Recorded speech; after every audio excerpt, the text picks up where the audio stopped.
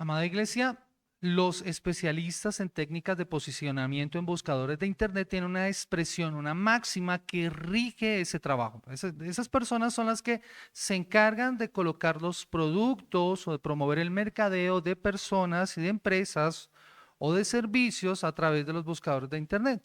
Y ellos tienen una máxima que dice, si no sales en Google, no existes. Si no sales en Google, no existes. Es un término similar.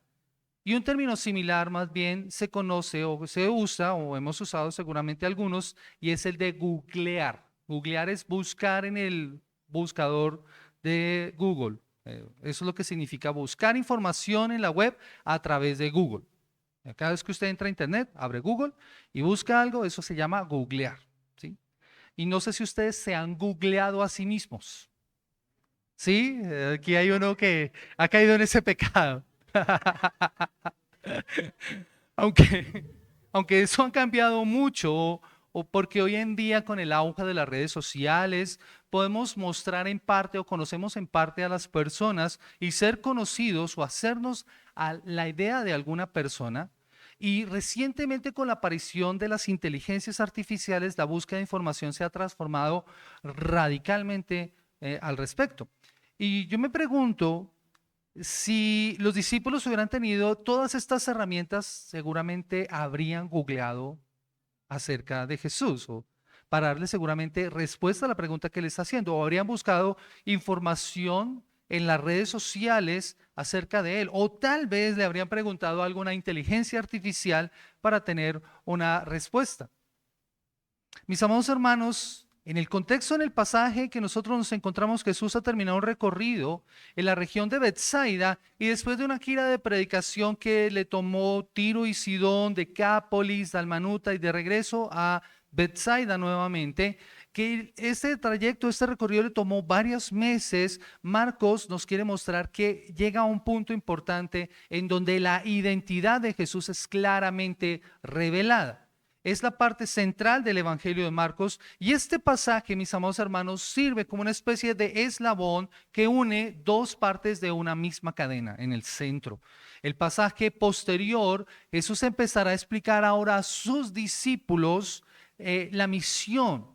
Y Marcos iniciará entonces esta segunda parte de su Evangelio respondiendo a la pregunta que es importante en esta porción. ¿A qué vino Jesús? Aquí llegamos entonces al punto en donde por fin se contesta esa pregunta que constantemente nosotros nos hemos estado planteando. ¿Quién es Jesús? Y que muchas personas han empezado a hacerse. Marcos quiere mostrar que los discípulos identifican a Jesús como el Mesías, como el Cristo, como el ungido, a diferencia de las multitudes que simplemente lo ven como un profeta o como el precursor del Mesías, pero no lo ven como en realidad es. Y de esta manera, el milagro que nosotros estuvimos considerando la semana pasada servía entonces como una parábola gráfica, una parábola viviente de lo que Él les va a mostrar en ese día, de lo que entenderían acerca de Jesús. ¿Recuerdan?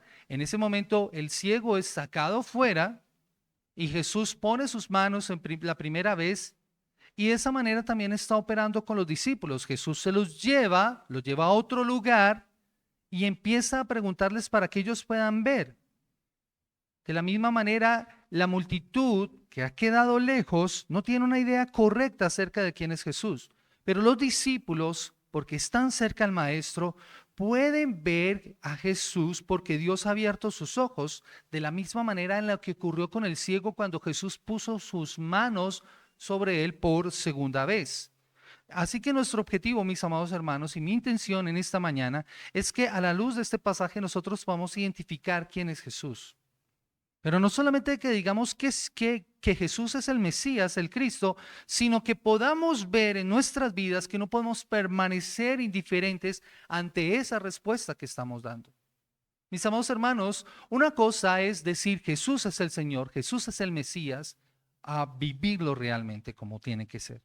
Esto obliga de nuestra parte una respuesta de nuestra parte. ¿Quién es Jesús? Es la pregunta que nosotros tenemos que hacernos en esta mañana a la luz de este sermón. Por eso yo he titulado esta enseñanza La identidad del Rey.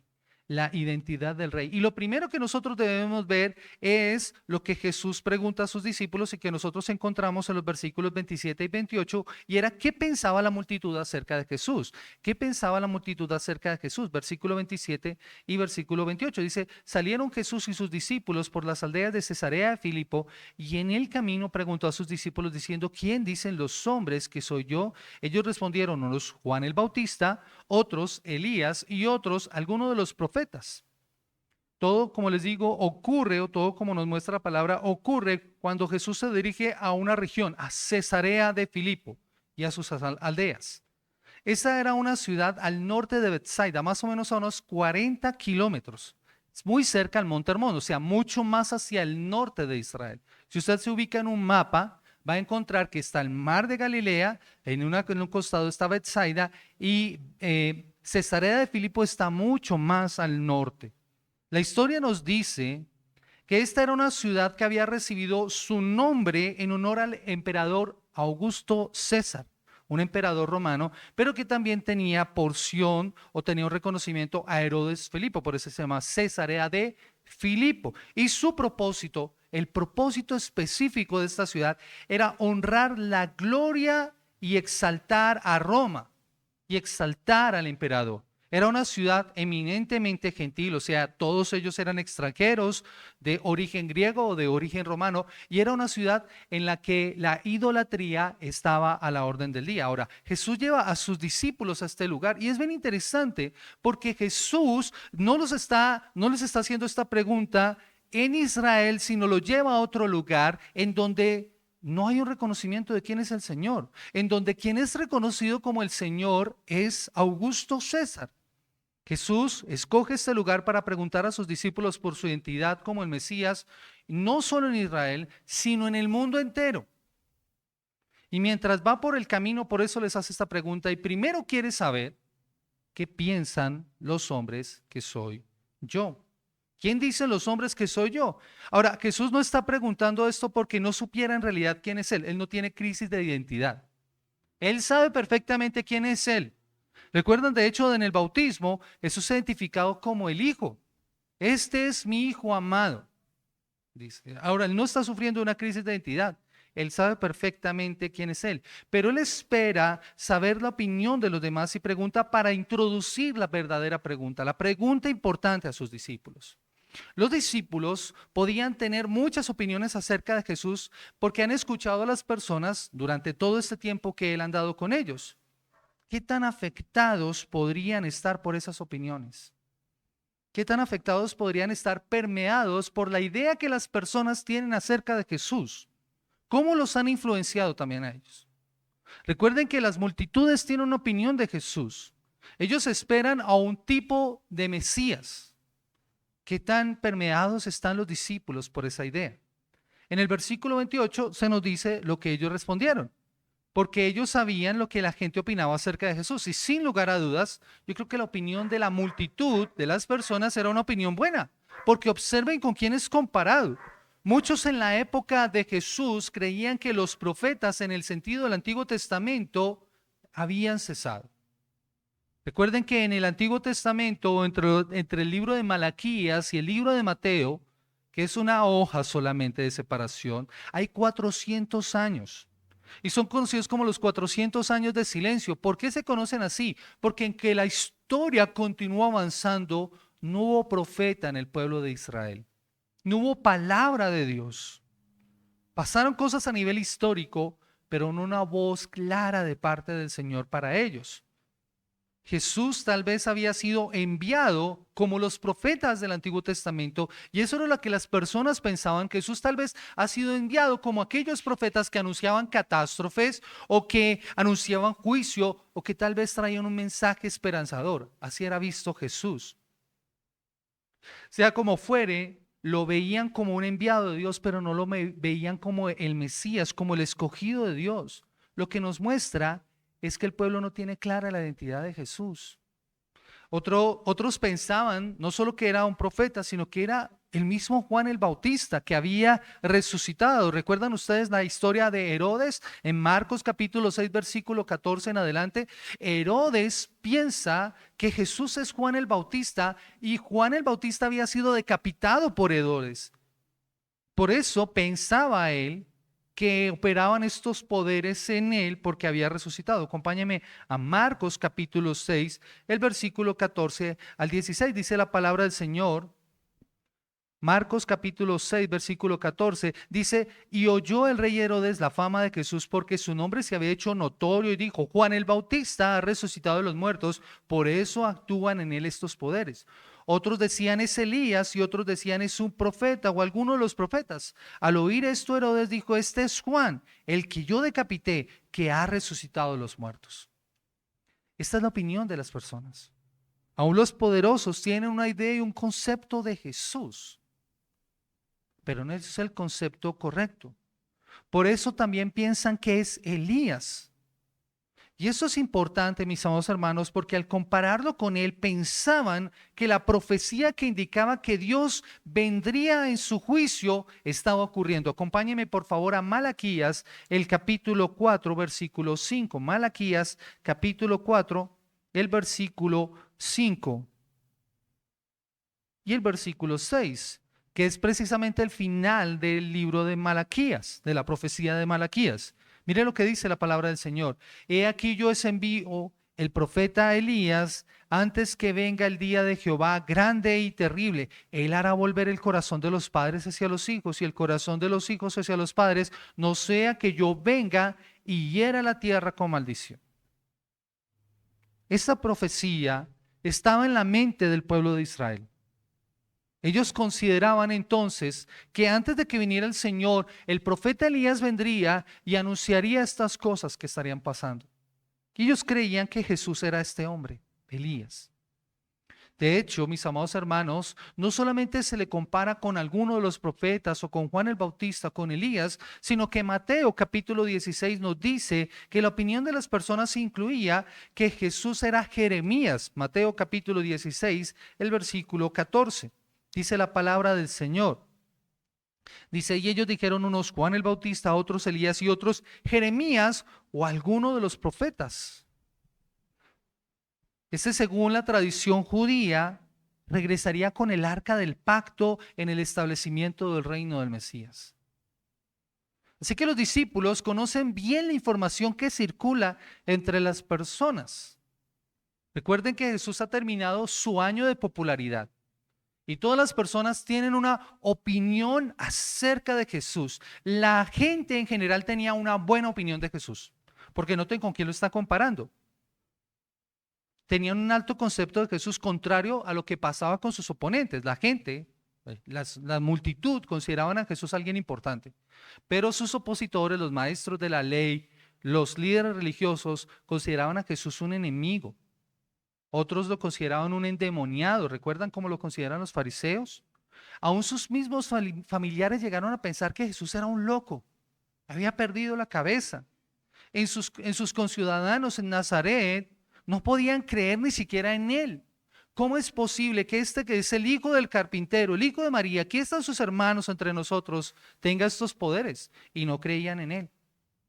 Según la gente que lo había visto, Jesús es un mensajero importante, era alguien importante, alguien muerto que ha resucitado en la persona de Jesús, es lo que dice Lucas en su evangelio también, afirmando las personas acerca de la opinión que tenían acerca de Jesús. Note lo que dice Lucas capítulo 9, el versículo 19. Dice la palabra del Señor que cuando Jesús les preguntó, ellos respondieron, unos Juan el Bautista, otros Elías, otros algunos de los profetas de los antiguos que ha resucitado.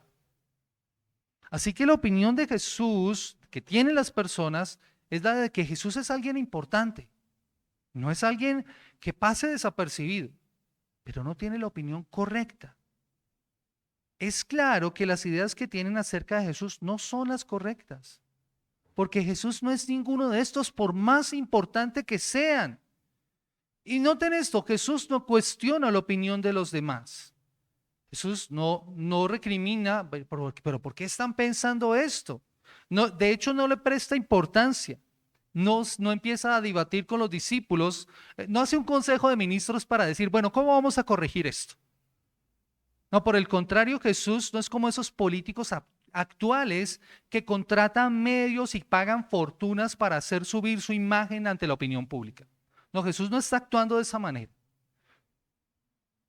Jesús no está contratando una encuesta de opinión. ¿Sí? Él no contrata Inbamer ni ninguna de esas firmas para... Porque en una encuesta de opinión, de seguro, la popularidad de la opinión pública de Jesús estaría en la cabeza de las listas. Pero a Jesús no le interesa esto. Su intención, la intención de Jesús no es saber su nivel de aceptación por parte de la multitud, sino saber en realidad qué piensan los discípulos.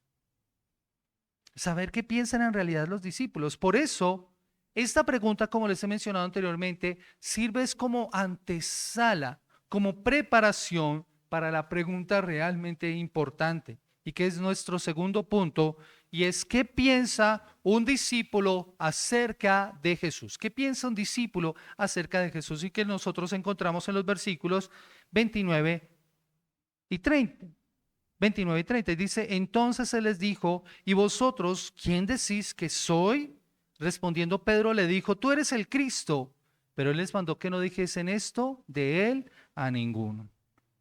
Así que, mis amados hermanos, luego de que Jesús le ha preguntado a los discípulos qué piensan los demás y escuchar las respuestas, ahora Jesús pregunta a sus discípulos. Ellos son los que realmente tienen que tener claro quién es Jesús. Jesús pregunta a sus discípulos porque en otras ocasiones ellos no habían sabido qué contestar. Cuando Jesús empieza a caminar con ellos, recuerdan que Jesús en sus mentes no cabe en una categoría. O sea, ¿cómo identificar a Jesús? ¿Recuerdan cuando Jesús calmó la tempestad? Cuando ellos iban en la barca, que estaba él dormido y que tuvieron que despertarlo. Maestro, ¿no te da cuidado que perecemos? Y cuando Jesús se para y reprende el viento y calma el mar, los discípulos están profundamente asombrados. ¿Por qué razón? ¿Quién es este que aún el viento y el mar le obedecen? Ellos lo han podido identificar como un maestro. En ese mismo instante, ellos ven a Jesús y lo ven y le dicen, maestro. Es alguien que les ha estado enseñando. Pero este que es el maestro, que ellos han visto como el maestro, se para y con toda autoridad reprende el viento y el mar. Y el mar le obedece y el viento se calma. Jesús tiene tal autoridad que puede reprender a los espíritus inmundos y ellos le obedecen. Jesús tiene tal autoridad que puede sanar una enfermedad solo con tocar a la persona. Así lo hizo con la suegra de Pedro. Reprendió la fiebre y la fiebre la dejó inmediatamente. Una mujer con flujo de sangre lo tocó y fue de inmediato sana. Él levantó a personas de la muerte. ¿Recuerdan a la hija del principal de la sinagoga de Jairo? ¿Recuerdan? Este es Jesús. Hasta ahora lo han reconocido, pero no había cabido en una categoría en sus mentes. Pero es Pedro ahora quien responde. Pedro toma la vocería. Yo siempre pienso en Pedro como esos estudiantes en el colegio que siempre tienen la respuesta y que no dejan hablar a otros. Como el burro de Shrek, ¿te acuerdan? Pregúntame, pregúntame. Así es Pedro. Él es de los que no deja hablar. No sé si aquí los estudiantes que están acá son así. Yo conozco uno por ahí. Mateo nos dice que Pedro da la respuesta más completa. Acompáñeme por favor a Mateo capítulo 16. Mateo capítulo 16, para que podamos ver la respuesta completa que da Pedro. Mateo capítulo 16, versículo 16 en adelante. Después de que Jesús les pregunta, respondiendo Simón Pedro dijo, tú eres el Cristo, el Hijo del Dios viviente. Tú eres el Cristo, el Hijo del Dios viviente. Y lo llama el Cristo, el Hijo del Dios viviente, el ungido, el Mesías. Cristo y Mesías son la misma palabra, ungido. Cristo es en griego, Mesías es en arameo. Jesús es el Mesías prometido en el Antiguo Testamento. Él es el Hijo de Dios viviente y esto es usado como un nombre de Dios en el Antiguo Testamento. porque contrasta y tiene la intención precisamente de contrastar con la idolatría que se daba en la antigüedad. Él no es un hijo del Dios, es el Hijo de Dios, es el Mesías. Y ese término Mesías se aplicaba para varias personas en el Antiguo Testamento. En el Antiguo Testamento, aquellos que cumplían un oficio, un rol particular, eran ungidos, escogidos para cumplir con ese rol. Se ungía a los sacerdotes, se ungía a los profetas, y esto indicaba que estas personas estaban separadas para un servicio especial, habían sido consagrados con un propósito particular. Si usted lee el Antiguo Testamento, encontrará que los sacerdotes tenían un proceso especial para ser consagrados y se vertía aceite sobre ellos para ungirlos. Lo mismo ocurría sobre los profetas. Pero también, y lo más importante acá, mis amados hermanos, es esa designación especial que se le daba a los reyes. Los reyes también eran ungidos, especialmente, y la intención del texto es mostrarnos a los descendientes o al descendiente de David, que eran ungidos. El pueblo, de hecho, mis amados hermanos, esperaba a un rey, un descendiente de David que volvería a Israel y tomaría el lugar que le correspondería como legítimo rey y que echaría de la nación a los invasores, a los usurpadores del trono y volvería a traer la gloria de Israel, esa gloria que ellos habían tenido en la antigüedad. Y volvería a ser Israel la nación importante que era. Sin embargo, mis amados hermanos, Jesús no es este tipo de rey que ellos están esperando. No es ese tipo de ungido. No es ese Mesías. Es como dice un comentarista. La misión de Jesús no era liberar una tierra, porque su reino consiste en transformar los corazones humanos para que vivan los valores del reino frente a la oposición del mundo.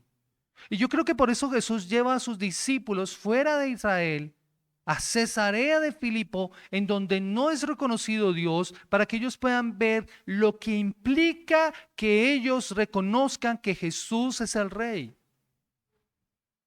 Es por eso que en el pasaje que estamos leyendo en Mateo, hay esos elementos importantes que nosotros debemos considerar. Dios había abierto ahora los ojos de Pedro. Pedro ahora lo puede ver con toda claridad. Mis amados hermanos, ¿cómo debe ver un discípulo de Jesús a Jesús? Como lo está viendo Pedro. Y eso solo puede ocurrir por medio de la obra del Señor en la vida de la persona. Por medio de ser expuestos a la palabra del Señor.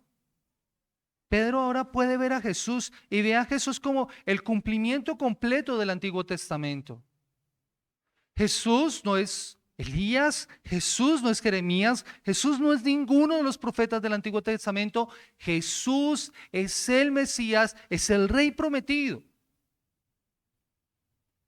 Y Pedro no solamente está expresando una idea filosófica o romántica o personal acerca de Jesús. Esa es la confesión de lo que ahora Pedro puede ver, la fe personal de Pedro en Jesús, hecha con un corazón que ha sido regenerado, transformado por el poder de Dios. Nadie puede declarar que Jesús es el Señor sino por el Espíritu Santo. Y lo que estamos viendo acá es un hombre que ha sido transformado por el poder del Espíritu Santo para que ahora pueda proclamar que Él es el Mesías, el Rey. Y noten lo que hace Jesús con esta declaración. Esta declaración es fundamental, no es solamente una confesión de labios, sino un fundamento básico, importante para la iglesia, porque Jesús expresa la importancia de las palabras de Pedro acerca de la iglesia. Noten lo que dice Mateo capítulo 16, dice el versículo 17, entonces le respondió Jesús, bienaventurado eres, Simón, hijo de Jonás, porque no te lo reveló carne ni sangre, sino mi Padre que está en los cielos. Y yo también te digo, tú eres Pedro, y sobre esta roca edificaré mi iglesia, y las puertas del Hades no prevalecerán contra ella. Mis amados hermanos, Jesús es el dueño, el arquitecto y el Señor de la iglesia. ¿Y sobre qué base se fundamenta la iglesia? Sobre el concepto y la idea de que Jesús es el Señor, que Jesús es el Mesías. Esa es la base y el fundamento. Por eso dice la palabra del Señor y dice Jesús con toda autoridad, ni las puertas del Hades prevalecerán contra ellos. Los griegos tenían una idea del lugar de los muertos y era el Hades. y solo se llega a Él cuando mueres. Lo que Jesús está mostrando y que es de vital importancia para nosotros, mis amados hermanos, es que ni siquiera la muerte puede detener la iglesia. Mis amados hermanos, tú y yo vamos a morir, pero la iglesia va a continuar. Dios continúa con su iglesia, porque la iglesia no depende de hombres. Nosotros aquí somos contingencias, estamos de paso. La iglesia no le pertenece a un hombre en esta tierra. El error que ha cometido la iglesia romana es considerar que Pedro es el fundamento. Y de ahí ha salido toda una sucesión apostólica que no pueden sustentar en ninguna parte de la Biblia, mis amados hermanos. El sustento de la iglesia es Cristo mismo.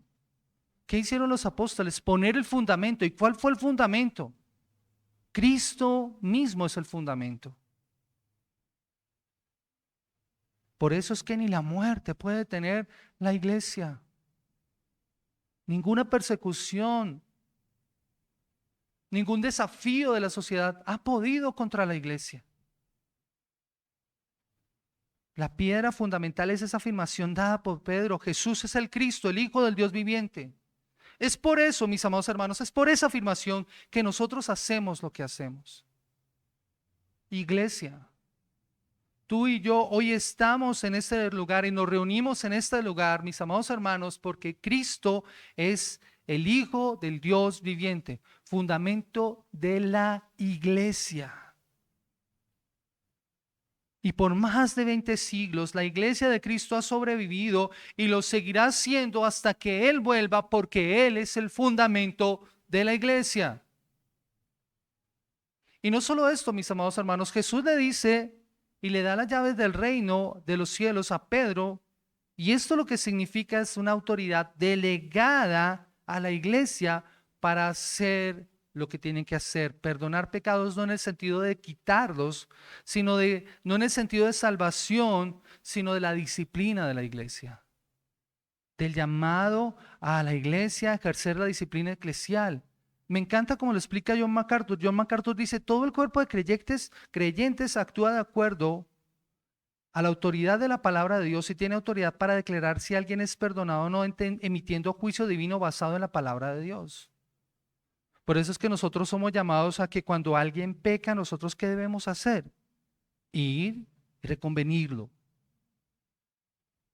Y si no se arrepiente, ¿qué debemos hacer? Llamar a 2 o 3 ancianos con nosotros y que toda palabra conste delante de esos ancianos. Y si no hace caso a los ancianos, ¿qué debe hacer? Decirle a la iglesia y que la iglesia lo llame a la disciplina. Y si no, entonces empieza un proceso de predicación del evangelio. Se ha tenido como gentil y publicano, dice la palabra del Señor. Y yo creo que lo que está significando es: esta persona necesita que le predique nuevamente el evangelio. Es el proceso de la disciplina. Cuando los creyentes hacen este tipo de juicios basándose en la palabra de Dios, pueden estar seguros de que Dios está de acuerdo. Por eso que donde están 2 o 3 reunidos, el Señor está allí en medio de ellos. La iglesia, mis amados hermanos, tiene una gran responsabilidad. Por eso es columna y baluarte de la verdad. Y todo esto, mis amados hermanos, está sustentado porque nuevamente Jesús es el Hijo del Dios viviente, es la roca sobre la que se sustenta la iglesia. Y Mateo y Marcos indican la respuesta de Pedro y de los discípulos, y Jesús ahora hace algo que es bien interesante: les advierte que a nadie le debían decir esto. Noten esto, mis amados hermanos, Jesús no está interesado en la opinión de las personas, pero tampoco quiere que ahora que los discípulos sepan esto o saben esto, la popularidad de Jesús se dispare aún más y no entiendan a qué ha venido el Señor. De hecho, pareciera como si Jesús, en cierto sentido, y como lo vamos a ver más adelante, pareciera como si no confiara completamente en la confesión que hacen los discípulos. Aún les hace falta algo. Por eso les da una orden tan contundente. Miren, es la misma expresión que Jesús decía a los demonios cuando estos se identificaban. ¿Recuerdan ustedes Marcos capítulo 1, el versículo 25? Acompáñenme por favor, Marcos capítulo 1, versículo 25. Dice la palabra del Señor: pero Jesús le reprendió diciendo: cállate y sal de él. Versículo 34, dice la palabra del Señor, y sanó a muchos que estaban enfermos de diversas enfermedades y echó fuera a muchos demonios y no dejaba hablar a los demonios porque le conocían. Y ahora los discípulos tienen que permanecer callados porque aún falta algo más importante. Él no quiere que se hable de esta manera de Jesús para evitar una falsa publicidad que afectara la misión. O sea, ya la identidad de Jesús está claramente revelada. Los discípulos entienden, ahora han visto, pero hace falta algo, que es lo que va a pasar la próxima semana en el siguiente pasaje que vamos a considerar nosotros. Otra razón por la que esto debía ser, mis amados hermanos, es que el mensaje de Jesús sin la cruz no estaba completo. El mensaje de Jesús sin la cruz no estaba completo. Y esto es lo que los discípulos ahora debían entender. Ellos, como muchos en Israel, estaban esperando que el Mesías llegara con un ejército poderoso, como un líder militar, para destruir a todos sus enemigos. Y mis amados hermanos, dar esta noticia a las multitudes que están emocionadas con lo que han visto de Jesús, aquellos que han sido alimentados. Usted se imagina esas 8,000 personas que él alimentó, más sus familias, viendo ahora a Jesús como el Mesías. Se hubiera iniciado de pronto una revolución muy grande ahí en Israel. Eso hubiera generado una reacción inmediata contraria al propósito de Dios. Si hubieran querido proclamar a Jesús rey por la fuerza. Pero mis amados hermanos, Jesús es rey, pero es un rey que se ha vestido de siervo. Marcos 10:45 lo va a expresar claramente, y este es el versículo central de todo el Evangelio de Marcos. Marcos 10:45 dice la palabra del Señor, porque el Hijo del Hombre no vino para ser servido, sino para servir y para dar su vida en rescate por muchos. De allí el título de la serie que hemos estado estudiando. Este es un rey vestido de siervo. Él no vino para ser servido, sino para servir. ¿Y para hacer qué? Dar su vida en rescate por muchos. Jesús ahora, y sin rodeos, va a empezar el siguiente proceso de preparación para sus discípulos. Va a empezar a preparar a sus discípulos para lo que vendría. Y que, como les he dicho, mis amados hermanos, si Dios quiere y si el Señor así lo permite, empezaremos a tratar a partir de la próxima semana, cuando empecemos a ver la segunda parte del Evangelio y podamos responder a la pregunta: ¿qué vino a hacer Jesús? La misión de Jesús. Amados hermanos, ¿qué podemos aplicar de esta porción? ¿Qué podemos aplicar de esta parte? Porque, como les decía al principio, la declaración de Jesús hecha por un discípulo implica de nuestra parte una respuesta. ¿Cuál es la respuesta correcta que nosotros como discípulos de Jesús debemos tener a la declaración de que Él es el Hijo de Dios? Porque ante Jesús no podemos pasar indiferentes, amada iglesia. Yo creo que todos nosotros tenemos una opinión de Jesús, y si tú sales a la calle y le preguntas a las personas, todos tienen una opinión de Jesús. Todos tienen una idea acerca de quién es Él. Pero ¿es correcta esa opinión? Ahora, ¿qué opinión tienes tú de Jesús? ¿Y esa opinión que tienes de Jesús es correcta? Nosotros necesitamos examinar nuestras propias respuestas a esa pregunta. Yo no sé si tú te has hecho esa pregunta. ¿Quién decimos que es Jesús? ¿Quién decimos que es Jesús? Porque a muchos les gusta pensar de Jesús como un maestro, como un ejemplo moral. Aún muchos desean que fuera como un superhéroe. De hecho, aún los niños han cantado una canción. No sé si la han escuchado. Cristo es mi superhéroe. Mi amigo es Jesús. ¿Pero es Jesús un superhéroe de esa manera? ¿Él es alguien capaz de acabar con todos los problemas del mundo? ¿O como lo estamos viendo hoy en la actualidad, mis amados hermanos? En el discurso político, Jesús es visto como un revolucionario que vino como un pobre carpintero a libertad a los oprimidos, como dijo recientemente un político de nuestro país. Y esas son las ideas que hoy en día vemos acerca de Jesús. Pero esas ideas son correctas. ¿Estamos preparados para que las respuestas fáciles de nuestra conducta, de nuestra cultura, sean desafiadas por el Jesús real? Dice William Barclay, me encanta cómo lo plantea él. ¿Estás preparado para que las respuestas fáciles de nuestra cultura sean desafiadas por el Jesús real? El creyente sincero, el verdadero discípulo de Jesús reconocerá a Jesús sin importar la opinión que otros puedan tener del Salvador y lo manifestará abiertamente a quien se lo pregunte. Y esto es importante, mis amados hermanos, porque yo creo que la idea y el concepto que tiene muchas iglesias locales en la actualidad no corresponde a quién es realmente Jesús. Jesús no es el Señor para muchos. Es por eso que muchos van a los templos y a los lugares de reunión a ver un evento, a ser impactados por una predicación emocional, por un espectáculo o un show donde ellos puedan hacer una catarsis, pero no hay una verdadera convicción. Pero mis amados hermanos, el riesgo es que eso también nos podría estar pasando a nosotros. Que nosotros vengamos a este lugar y digamos que Jesús es el Señor, pero salgamos y vivamos de cualquier manera. Eso nos puede estar pasando a nosotros. Mira, lo que tú opines sobre Jesús es importante y tener una buena opinión de Jesús no es suficiente. Debes reconocerlo como el Salvador, como el Mesías. Sin eso, podrías estar acercándote a Dios de manera incorrecta. Y eso es algo que nosotros debemos entender. Me encanta como lo dice C.S. Lewis en su libro Mero Cristianismo. Escuchen cómo dice él. Intento con esto impedir que alguien diga la auténtica estupidez que algunos dicen acerca de él.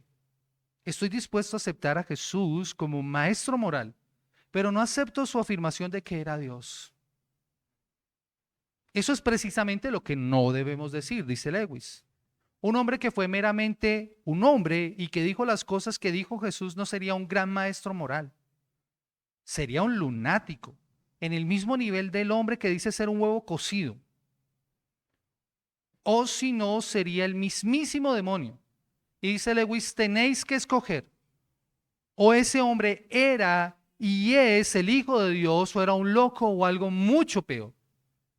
Podéis hacerle callar por necio, podéis escupirle y matarle como si fuera un demonio, o podéis caer a sus pies y llamarlo Dios y Señor. Pero no salgamos ahora con las insensateces paternalistas acerca de que fue un gran maestro moral. Él no nos dejó abierta esa posibilidad y no quiso hacerlo, finaliza Lewis en su cita.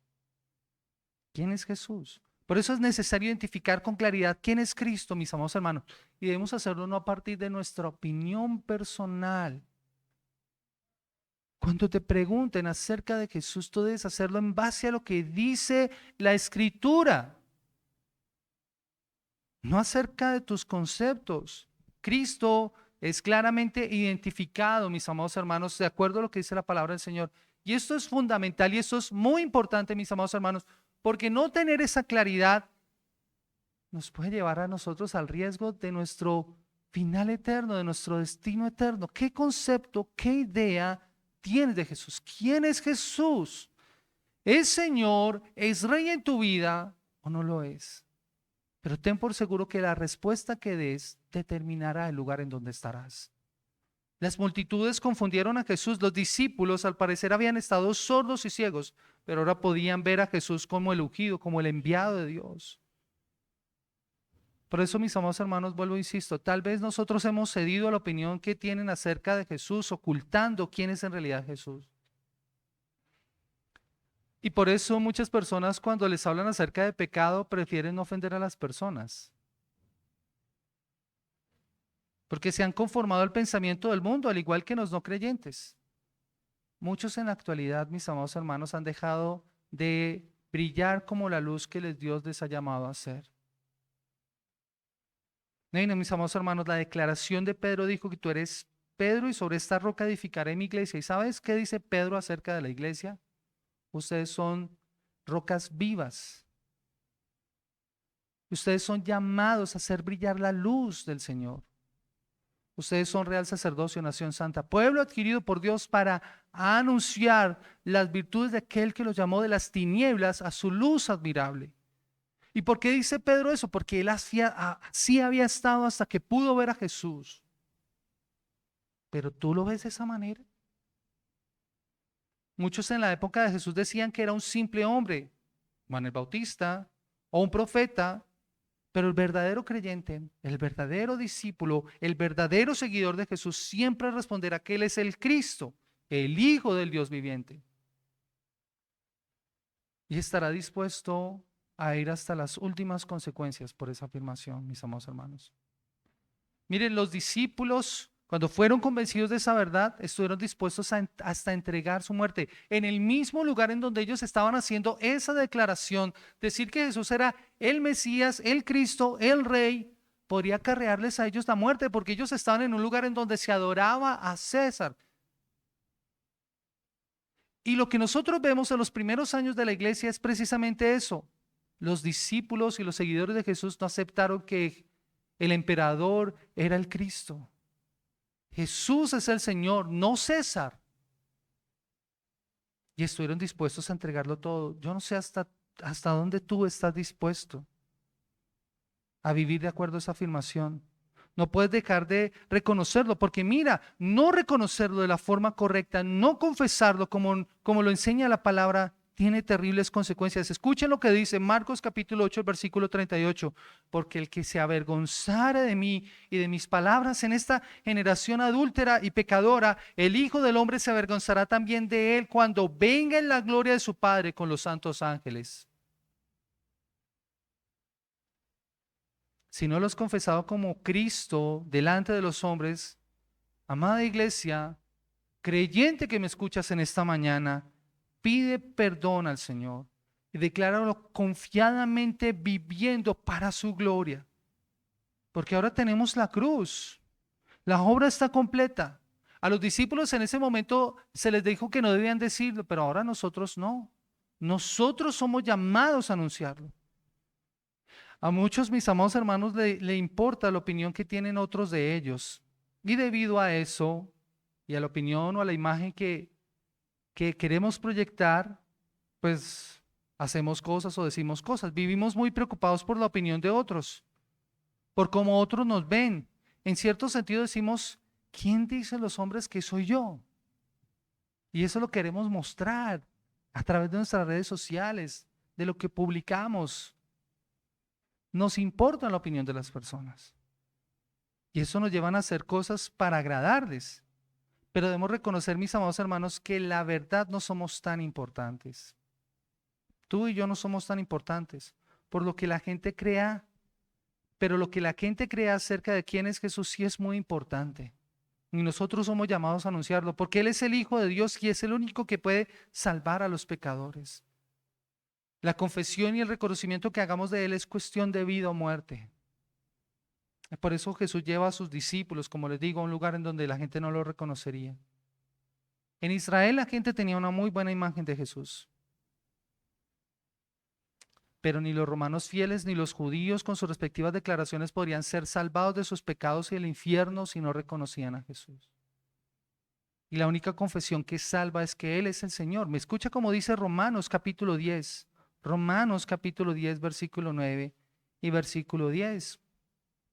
Dice que si confesares con tu boca que Jesús es el Señor y creyeres en tu corazón que Dios le levantó de los muertos, serás salvo. Porque con el corazón se cree para justicia, pero con la boca se confiesa para salvación. No identificar correctamente a Jesús.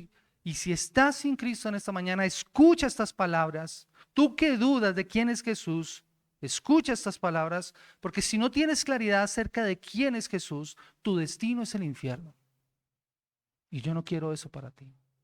Y soy llamado a anunciarte esto. Muchos dirán en ese día, Señor, Señor, en tu nombre hicimos, en tu nombre hicimos, en tu nombre hicimos. Pero cuando no hubo una confesión realmente de quién es Jesús, no hubo un reconocimiento de que Jesús es el Señor les dirá en ese día, nunca os conocí. Miren, hoy en día nosotros nos preocupamos por ser conocidos de las personas, hacernos un nombre, hacernos un título. Muchas personas viven por eso. Saben de quién deberíamos preocuparnos, pero en realidad preocuparnos porque nos conozca por el Señor, que Él nos conozca a nosotros. Conoces al Señor y sabes si el Señor te conoce a ti. Pregúntate eso. Jesús no pregunta a sus discípulos, y esto también es importante. Miren, Jesús no empieza con sus discípulos a preguntarle qué dice la gente, que quién es él, ¿no? No es el principio del ministerio. La pregunta no la hace al principio del evangelio, se hace después de haber pasado con ellos 2 años y de estar realizando ministerio 2 años. Pero el conocimiento no es suficiente, mis amados hermanos. No es el conocimiento. Mire, la gente conocía cosas de Jesús, conocía sus milagros, conocía sus hechos, pero ni los milagros ni los hechos salvan a nadie. Solo la confianza puesta en Él como Salvador es lo que salva. Lo único que nos puede hacer identificar correctamente a Jesús es la revelación de Dios en nuestras vidas. Es el que nosotros vayamos a la palabra del Señor constantemente, día tras día, y le digamos: Señor, muéstranos quién eres tú. ¿Qué me dice este pasaje acerca de quién eres tú? No hay pasaje en las Escrituras que no te diga quién es quién es Él. Y para que puedas reconocerlo como Mesías, Dios mismo te debe ayudar y te debe revelar, debe abrir tus ojos para que lo puedas ver, y deben ser tus oídos también abiertos para que puedas escuchar la palabra de Dios, porque la fe es por el oír y el oír por la palabra de Dios. Dice el versículo 8, más que dice: cerca de ti está la palabra, y en tu corazón y en tu boca, y esta es la palabra de fe que predicamos. Y el mensaje está incompleto sin la cruz. No podemos predicar de un Salvador sin esa cruz, a menos que no tengamos claridad de quién es Jesús y lo que su cruz representa, lo que su cruz significa. No podemos predicar el Evangelio. Pablo hacía esto. En 1 Corintios capítulo 2 dice que él se propuso no saber de nada más. Escucha lo que dice 1 Corintios capítulo 2, el versículo 1 y el versículo 2. 1 Corintios capítulo 2 dice: así que, hermanos, cuando fui a vosotros para anunciaros el testimonio de Dios, no fui con excelencia de palabras o de sabiduría, pues me propuse no saber entre vosotros cosa alguna, sino a Jesucristo y a este crucificado. ¿Tú no sabes qué decirle a las personas acerca de Jesús? Háblales del Evangelio. Ese es el único mensaje que salva. Muéstrales y exprésales quién es Jesús. Cuando hablas de Cristo, ¿cómo lo muestras? Diles a las personas: Él es el Mesías, el Cristo, el Hijo del Dios viviente. No es solo un buen maestro. No es un profeta con un bonito mensaje. No es alguien solamente que pueda sanar o prosperar. Mira, Jesús no es el genio de la lámpara que muchos hoy en día quieren mostrar. O Él es el Señor de tu vida, el Rey, o no lo es. Y Él no quiere una porción de ti, Él quiere todo de ti. Por eso me impresiona mucho lo que hoy en día vemos en muchas publicaciones en Facebook, en Instagram. Una imagen de Jesús muy paternalista, abrazando, tratando de consolar la vida de las personas. Yo me pregunto si esas imágenes y esas frases inspiradoras que muchos colocamos a veces en nuestras redes sociales y en nuestros estados de WhatsApp son verdaderamente la imagen de Jesús. Son realmente la imagen que Él debe tener o que nosotros deberíamos tener de Él. O solo son una forma emocional y sentimentalista de ver a Jesús, pero no reconocerlo como Señor. O es Señor o no lo es. El Evangelio de Marcos no es que no nos haya dicho quién es Jesús. Desde el primer versículo se nos presenta: principio del Evangelio de Jesucristo.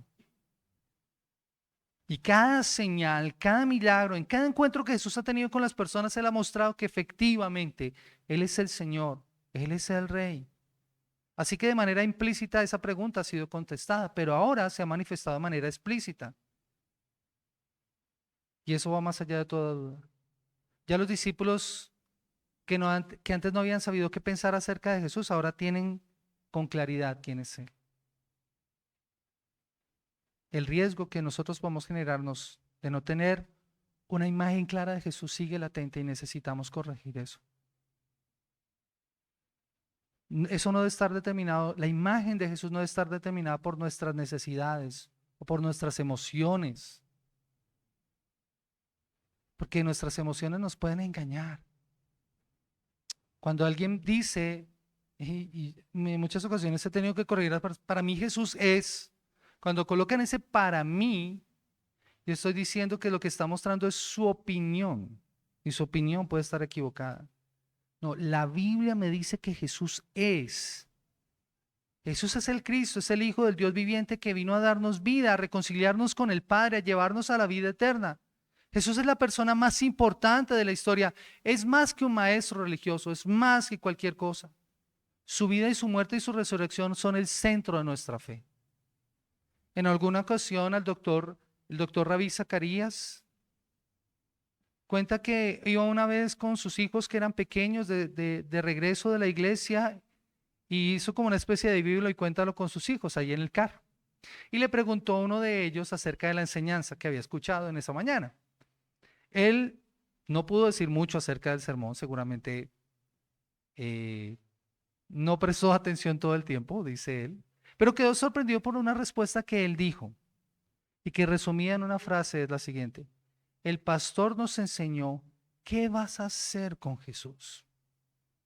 ¿Qué vas a hacer con Jesús? Y si estás sin Cristo en esta mañana, es la misma pregunta que yo quiero hacerte. Ya escuchaste, Jesús es el Cristo, el Hijo del Dios viviente. Esa es la identidad de Él como Rey. Él es el Salvador. Por eso te quiero anunciar el Evangelio. Tú que estás sin Cristo, escucha el Evangelio. Esa es la noticia de que Jesús, Jesucristo, el justo, murió por nuestros pecados y se levantó de nuevo triunfante por toda la eternidad sobre todos sus enemigos, para que ahora no haya condenación para aquellos que creen en Él, sino solo un gozo eterno. El Evangelio de Dios es que Él nos creó para su gloria. Y todo ser humano debería vivir para la gloria de Dios. Pero todos nosotros hemos pecado y no alcanzamos la gloria de Dios. Y todos nosotros merecemos el castigo eterno. Pero en su gran misericordia Dios envió a su único Hijo, a Jesucristo, con el fin de proveer el camino a la vida eterna para todos los pecadores. Así que la vida eterna es un regalo gratuito para todos aquellos que confían en Cristo como Señor y Salvador. A todos aquellos que confiesen que Él es el Cristo, el Hijo del Dios viviente. A todos aquellos que lo reconozcan como el Rey vestido de siervo. Así que nuevamente quiero preguntarte en esta mañana, ¿qué vas a hacer con Jesús? ¿Qué vas a hacer con Jesús? ¿Vendrás rendido a sus pies o seguirás ignorándolo? ¿O seguirás con una idea equivocada de quién es Jesús? Pero tenlo por seguro que tu silencio ya es una respuesta. Es una respuesta a sí misma, y lo que digas hoy o lo que no digas determinará tu destino eterno. ¿Qué vas a hacer hoy? Yo quiero invitar a esa amada iglesia que en esta mañana oremos al Señor y le pidamos a Él que a través de su palabra día tras día nos revele más y más acerca de quién es Jesús y de lo que significa que Él sea el Señor de nuestras vidas, de tal manera en que nosotros día tras día nos rendamos a Él y que públicamente lo confesemos sin temor a todos aquellos que nos pregunten.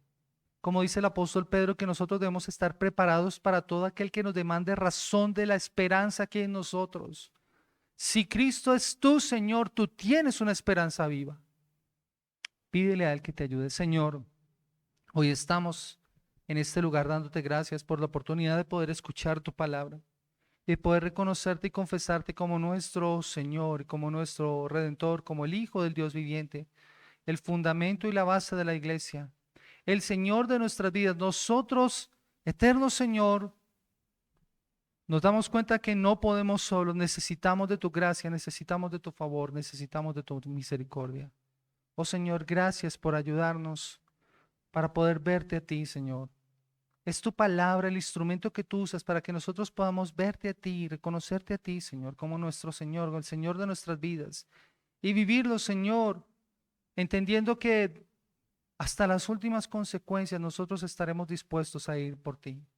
Oh Señor, ayúdanos. Perdona, Señor, mi limitación como predicador, Señor, para poder expresar a la iglesia en realidad lo que eres tú, Señor. Siento que mis palabras no son suficientes, Señor, pero tú a través de tu Espíritu Santo sé que puedes obrar en la vida de cada uno de nosotros para ayudarnos a entender esta profunda verdad, Dios, y mover a nuestra iglesia, Señor, en base a esa realidad de quién eres tú, Señor. Oh, Señor, perdona nuestra pobre y limitada imagen de quién eres tú. Perdónanos, Señor, si no te hemos podido considerar y ver como en realidad tú eres. Nos hace falta tanto, Señor, en realidad, en un entendimiento más profundo de quién eres tú. Y por eso vivimos la vida como la vivimos, Señor. Oh, ten misericordia de nosotros y ayúdanos.